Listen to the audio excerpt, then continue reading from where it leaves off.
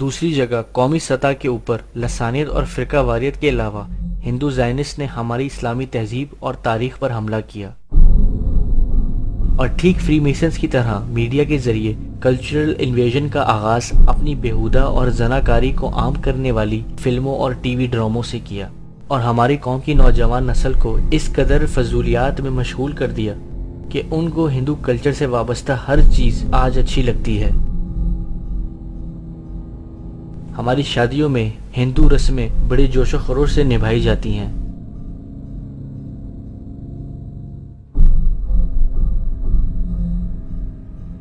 ہمیں ہندو اور مسلمان میں فرق کرنا برا لگتا ہے، اور بالآخر دو قومی نظریہ بے معنی اور پاکستان کا قیام بے مقصد لگنے لگتا ہے۔ یہ وہ ذہنی حملہ ہوتا ہے جس میں کسی انسان کا نقطہ نظر، عقیدہ اور تہذیب کو برین واش کے ذریعے اپنی مرضی کے مطابق آہستہ آہستہ پوری طرح سے بدل دیا جاتا ہے۔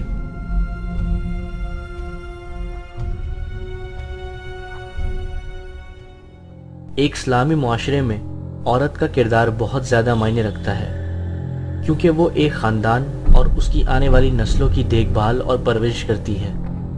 اگر اس کا کردار اور اس کی سوچ خراب ہو تو اس کی اولاد اور آنے والی نسلیں بھی خراب ہوتی جائیں گی، اور پھر خاندان سے لے کر معاشرہ اور معاشرے کے ساتھ پوری قوم گمراہی کی طرف چل پڑے گی۔ یہ وہ حقیقت ہے جو فری میسنز اور ہندو زائنسٹ کے سب سے کامیاب ہتھیاروں میں سے ایک اور دجال کے سب سے اثردار حملوں میں سے ایک ہے۔ اب ظاہر بات ہے کہ دجالیت کا آخری حملہ جو ہے وہ اس تہذیب پر ہے۔ چادر اور چار دیواری کا جو حصار ہے، قلعہ ہے، اس کو توڑ دو، منہدم کر دو، مخلوط معاشرت قائم کرو، بے پردگی، عریانی، فحاشی اور مخلوط معاشرت جو ہے اس کو عام کرو، فروغ دو، پھیلاؤ، آزاد شہوت رانی اس کو فروغ دو، جس کے نتیجے میں شادی کا مقدس جو ایک بندھن ہے اس کی حیثیت ختم ہو جائے۔ جیسا کہ آپ کو معلوم ہے ویسٹ میں اب یہ شادی بیاہ جو ہے وہ تقریباً یعنی یوں سمجھیے کہ مفقود ہونے والی بات ہے۔ وی آر لیونگ ٹوگیدر، مرد اور عورت ساتھ ہم رہ رہے ہیں، لیکن ہم شادی شدہ نہیں ہیں، وی آر ناٹ میریڈ، اولاد ہو رہی ہے۔ خاندانی نظام کی بہتری، یہ ہے جو آخری حملہ ہے دجال کا، اور یہ حملہ جیسا کہ میں آپ سے کہتا ہوں کہ دنیا میں کہہ چکا ہوں، دنیا کے بہت بڑے حصے میں تو پورے طور پر آ چکا ہے۔ ابھی عالم اسلام میں یہ اتنا فروغ نہیں پا سکا ہے، ابھی کچھ نہ کچھ خاندانی قدریں موجود ہیں، کچھ بزرگوں کا احترام ہے، شادی کا بندھن کی اس کی کوئی اہمیت ہے، اس کا ایک تقدس ہے، شرم و حیا کی کوئی قدر و قیمت ہے، عصمت و عفت کا کوئی تصور ہے، وہ بھی کوئی اعلیٰ قدر ہے، ستر اور حجاب کے کچھ نہ کچھ، بہرحال اگرچہ بہت بڑے پیمانے پر وہ فتنہ ہمارے ہاں بھی آ رہا ہے، لیکن ابھی کچھ نہ کچھ بقایا ہے، اور یہ سب عالمی سطح پر ہو رہا ہے۔ مسلمانوں کی تہذیب کی یہ جڑ اور بنیاد کاٹنے کے لیے ذرا یاد کیجئے، قاہرہ کانفرنس ہوئی سب سے پہلے عالمی سطح پر، ویمن لب، عورتوں کی آزادی کے لیے، پھر بیجنگ کانفرنس ہوئی، پھر بیجنگ +5 کانفرنس ہوئی یونائٹڈ نیشنز آرگنائزیشن کی جنرل اسمبلی کے تحت، اور اس میں کیا سفارشات دی گئی یہ پہلے بھی میں بیان کر چکا ہوں۔ نمبر 1، ہومو سیکسولیٹی کو کوئی عیب نہ سمجھا جائے، یہ بھی انسان کا ایک طبعی تقاضا ہے، مرد مرد سے، عورت عورت سے شہوت رانی کرے، یہاں تک کہ مرد اور مرد کی شادی اور عورت کی شادی، ایک مرد جو ہے وہ شوہر ہے، دوسرا مرد بیوی ہے، ایک عورت شوہر کے درجے میں ہے، دوسری عورت بیوی کے درجے میں۔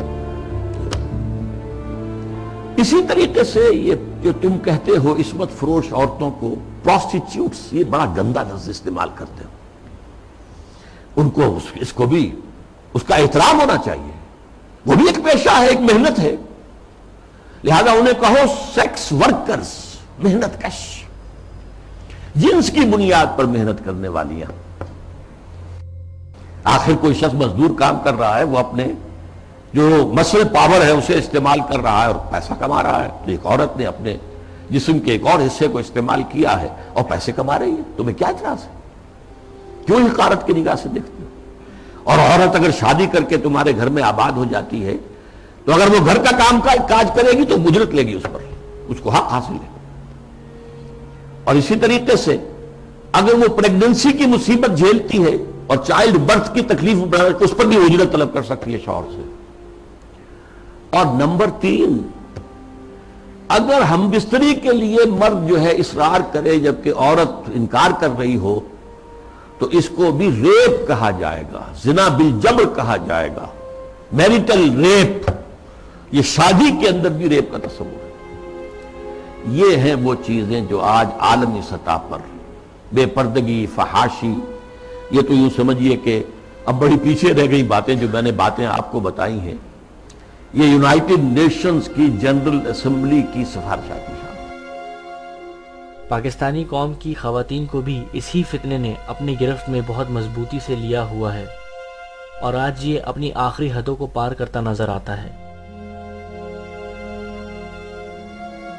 پاکستان میں موجود این جی اوز کا اس میں سب سے بڑا ہاتھ ہے اور اس سے کہیں زیادہ بڑا ہاتھ ہندو زائنسٹ کے اس کامیاب ٹی وی چینل کا ہے جس کے ذریعے ہمارے گھروں میں ہندو بھجن اونچی آواز میں چلا کرتے ہیں.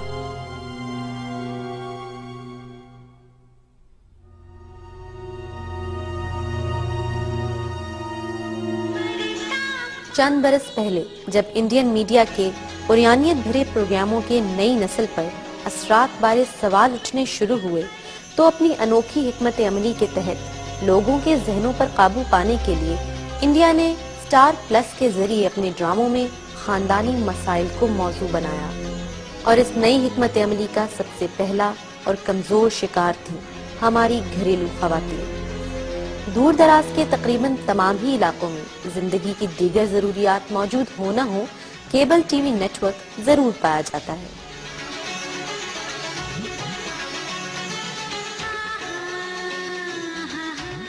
یہ گھرانہ بھی انہی میں سے ایک ہے. آئیے آپ کو ان سے ملواتے ہیں. یہ 4 سالہ محمد اون ہے. اس کے کیا مشاغل ہیں آئیے دیکھتے ہیں. اوم نمہ شیوائے سواہا.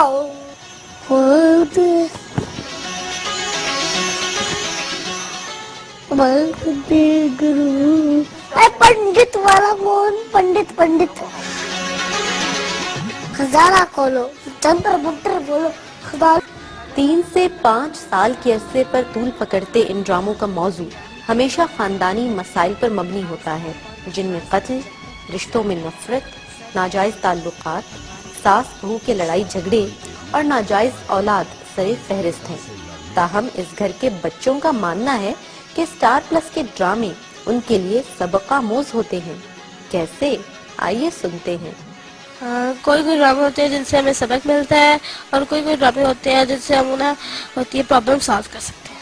اکثر ڈرامے سے کہ ہمیں اپنے گھر کو کس طرح جوڑ کے رکھنا چاہیے، ہمیں ان کے بیچ میں دراریں نہیں پڑنی چاہیے.